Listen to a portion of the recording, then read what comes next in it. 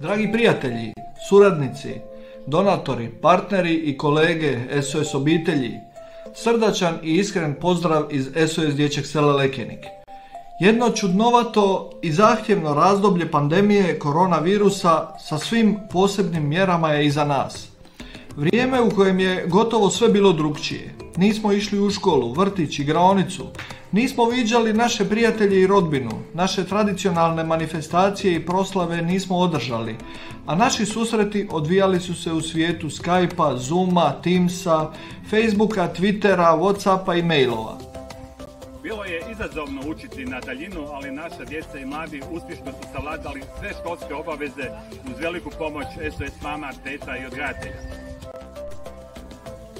Čini mi se da je bilo više vremena za učenje nego ranije i baš sam zadovoljna što sam sve stigla i prošla sa odličnim uspjehom. Bila sam sretna kad sam čula da ipak idemo na ljetovanje. Na moru nije bila velika gužva kao i inače. Uživala sam u plivanju i sunčanju. Sjeća se kada je počela korona, da su svi pričali kako je sve otkazano. Mi nismo otkazali rođendan našeg dječjeg sela, samo smo ga prilagodili i baš smo se dobro zabavili. Glumili smo, plesali, pjevali, rekla bih više nego nam, kao da su nam ova ograničenja otvorila neke nove mogućnosti.